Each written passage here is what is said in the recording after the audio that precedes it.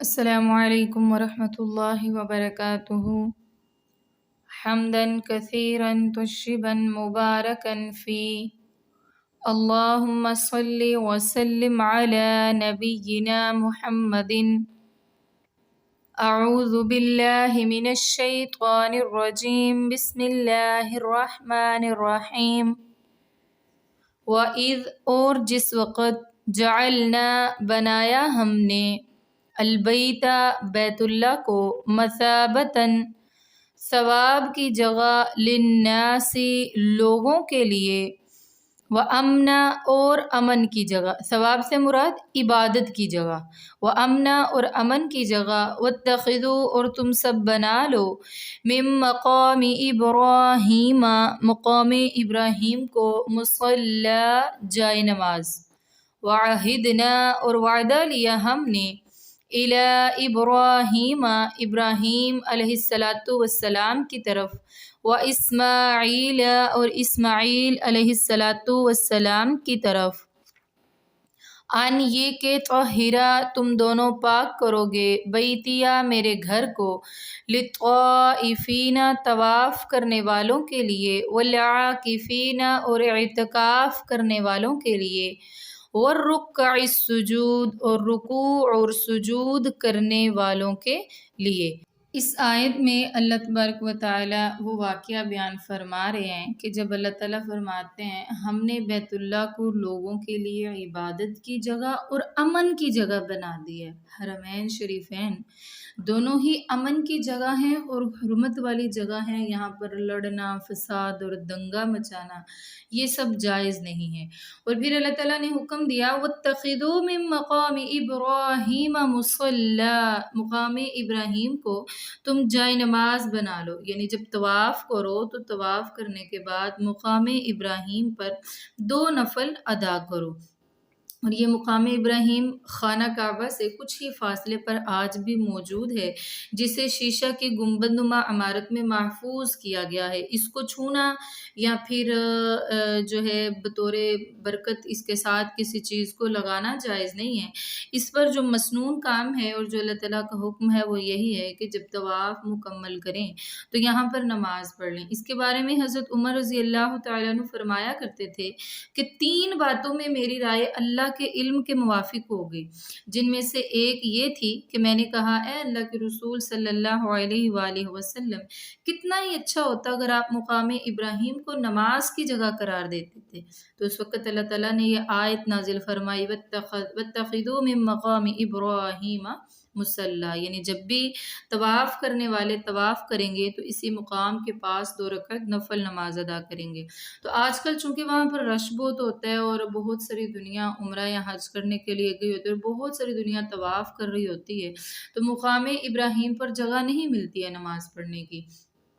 تو اب حرم میں کسی بھی جگہ پر نماز ادا کر لیں تو نماز ہو جاتی ہے، وہ وہی نماز مانی جائے گی جو مقام ابراہیم کے پاس، کیونکہ اگر وہاں پر نماز پڑھیں تو ایک تو طواف کرنے والوں کے لیے تنگی کا باعث بنتی ہے، اور دوسرا جو بندہ نماز پڑھ رہا ہے اس کے لیے بھی، وہ بندہ جب سجدہ میں گیا ہو یا پھر بیٹھا ہو تو چلنے والوں کو تو پتہ نہیں چلتا نا اتنے رش میں کہ کوئی نیچے بھی ہے، تو اس طرح اس بندے کی جان کو بھی خطرہ ہے، اس بندے کی صحت کو بھی خطرہ ہے۔ اس لیے انسان جب بھی طواف مکمل کرے تو طواف مکمل کرنے کے بعد حرم میں کسی بھی جگہ پر وہ نماز ادا کر سکتا ہے۔ اور پھر اللہ تعالیٰ نے فرمایا وَعَهِدْنَا إِلَىٰ إِبْرَاهِيمَ وَإِسْمَاعِيلَ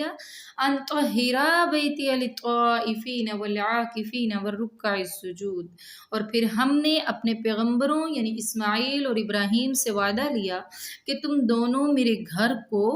پاک اور صاف رکھو گے، یعنی اس سے معلوم ہوتا ہے کہ مسجدوں کو صاف ستھرا رکھنا اور روشنی کا انتظام کرنا وہاں پر نہایت ہی فضیلت والا کام ہے، اور یہ ایسا کام ہے جس کا حکم اللہ تعالیٰ نے اپنے 2 اولو العزم پیغمبروں کو دیا۔ اب یہاں پر جو اللہ تعالیٰ حکم دے رہے ہیں نا کہ یہاں کی صفائی کرنی ہے، پاک اور صاف رکھنا ہے، یہاں سے مراد صفائی ظاہری نہیں ہے بلکہ باطنی صفائی ہے کہ اس گھر میں مشرک لوگ نہ آنے پائیں جو اللہ کے علاوہ دوسروں کو بھی پکارنا شروع کر دیں اور پھر اس گھر کو گندا کر دیں۔ اور مساجد کی صفائی اور آداب کے لیے تو بہت ساری احادیث موجود ہیں، جن میں سے ایک بخاری شریف کی یہ حدیث ہے نا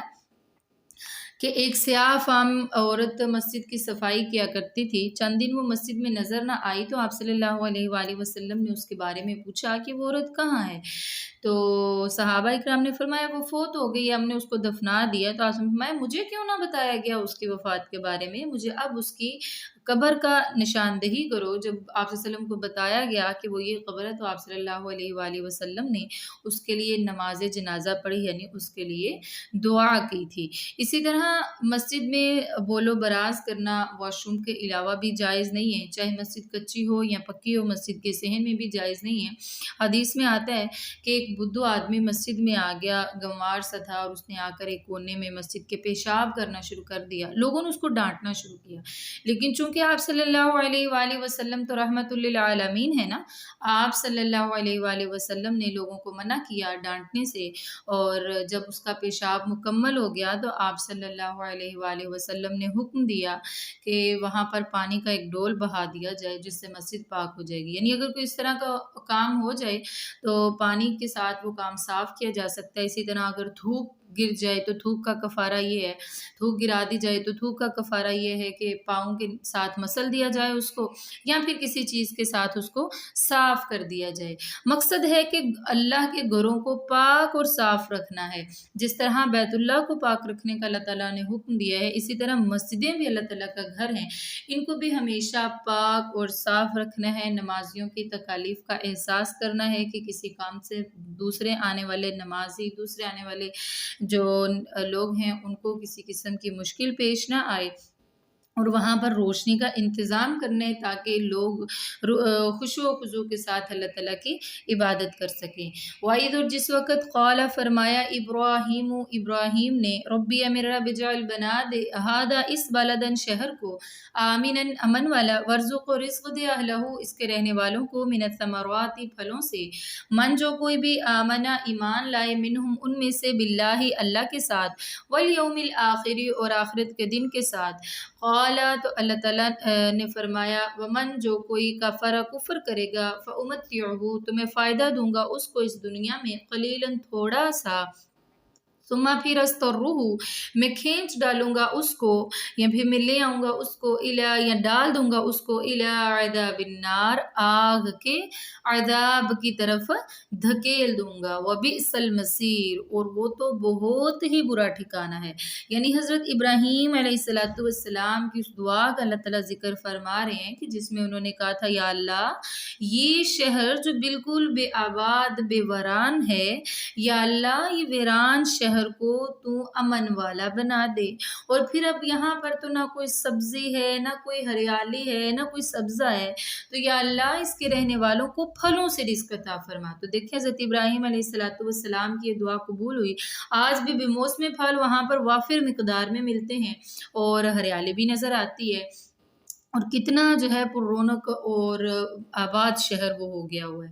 تو یہ حضرت ابراہیم علیہ السلام کی دعا تھی۔ اسی طرح رسول اللہ صلی اللہ علیہ وآلہ وسلم نے بھی مدینہ کے لیے دعا کی نا، کہ یا اللہ جس طرح ابراہیم تیرے پیغمبر نے مکہ کے لیے دعا کی تھی، میں مدینہ کے لیے دعا کرتا ہوں، یہاں کے رہنے والوں کو پھلوں سے رزق عطا فرما، اور ان کے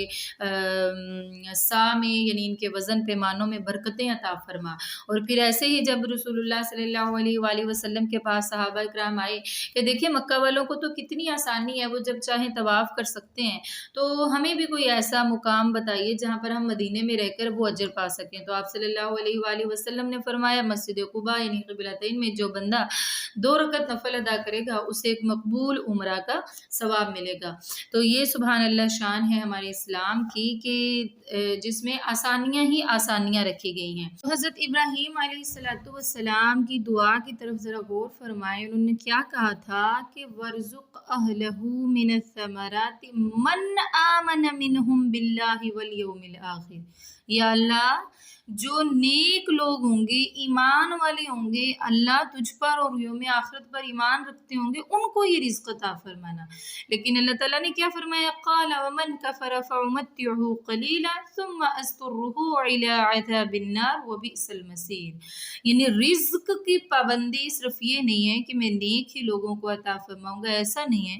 دنیا میں تو رزق نیک اور بد ہر کسی کو ملے گا، ہاں جو بد لوگ ہیں ان کو دنیا کا کا فأمتعہ قلیلا، تھوڑا سا یہ فائدہ تو حاصل ہوگا لیکن اس کے بعد کیا ہوں گے، وہ عذاب کی طرف دھکیل دیے جائیں گے، اور وہ عذاب یعنی جہنم بہت ہی برا ٹھکانہ ہے۔